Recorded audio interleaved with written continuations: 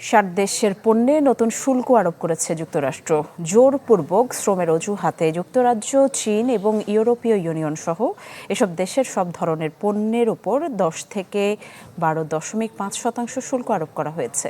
বাংলাদেশকে গুনতে হবে 10% শুল্ক, যদিও বাংলাদেশ সরকার বলছে এটি খুব একটা দুর্ভাবনার নয়, কেননা বাংলাদেশের প্রতিযোগীদের উপর আরও বেশি শুল্ক আরোপ করা হয়েছে, কিন্তু শঙ্কিত ব্যবসায়ীরা। নগদ নিয়ে এলো হার না মানা হার অফার। সর্বনিম্ন 10,000 টাকা রেমিটেন্স নগদে পাঠালে থাকছে স্বর্ণের হার জেতার সুযোগ। নতুন কি অজুহাতে শুল্ক আরোপ করা যায়, ট্রাম্প প্রশাসনের মাথায় সবসময় সেই ফন্দি খেলা করে।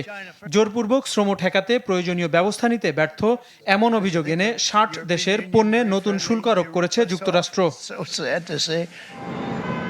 নতুন সিদ্ধান্ত অনুযায়ী যুক্তরাজ্য, চীন ও ইউরোপীয় ইউনিয়ন সহ এসব দেশের সব ধরনের পণ্যের উপর 10 থেকে 12.5% শুল্ক আরোপ করা হবে।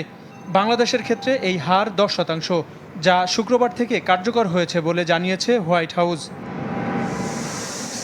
এ ঘোষণায় ব্যবসায়ীদের শঙ্কা বৈশ্বিক প্রতিযোগিতায় পিছিয়ে পড়ার, যা মোকাবিলায় পণ্যের গুণগত মান বাড়ানো আর বৈচিত্র্যতার ওপর গুরুত্ব দিলেন অর্থনীতিবিদরা। যতটুকু কর বাড়ানো হলো সেটা আসলে আমাদের যারা ক্রেতা রয়েছেন, যে এই সমস্ত বায়ার, তারা যদি নিজেরা আসলে এই তাদের পণ্যের দামের উপরে পুরোপুরি রিফ্লেকশন না করান এবং নিজেরা যদি এটা দায় নেন, তাহলে সেই ক্ষেত্রে হয়তো দাম খুব বেশি পারবে না।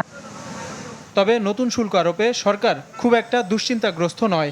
পররাষ্ট্র মন্ত্রণালয় বিবৃতিতে বলছে, বাংলাদেশ সহ মোট 17টি দেশ সর্বনিম্ন 10% শুল্কের আওতায় রয়েছে, কিন্তু বাংলাদেশের প্রধান প্রতিযোগী চীন, ভিয়েতনাম ও থাইল্যান্ডের ওপর সর্বোচ্চ 12.5% শুল্ক আরোপ করা হয়েছে। ফলে তুলনামূলকভাবে বাংলাদেশ যুক্তরাষ্ট্রের বাজারে অতিরিক্ত সুবিধাজনক অবস্থানে থাকবে। আর বাণিজ্যমন্ত্রী সিলেটে এক অনুষ্ঠানে জানান, আগের শুল্ক হারের থেকে খুব একটা পরিবর্তন নেই নতুন ঘোষণায়। শুল্ক পরিস্থিতির কোনো পরিবর্তন ঘটে নাই। এর আগে যেটা শুল্ক ধার্য করেছিল মার্কিন যুক্তরাষ্ট্র, সেটির তাদের আইন অনুসারে এটি 150 দিনের মাথায় উত্তীর্ণ হয়ে যায়।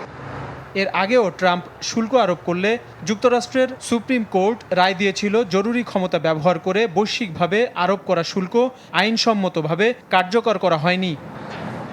সাজ্জাদুল হক, চ্যানেল 24, ঢাকা।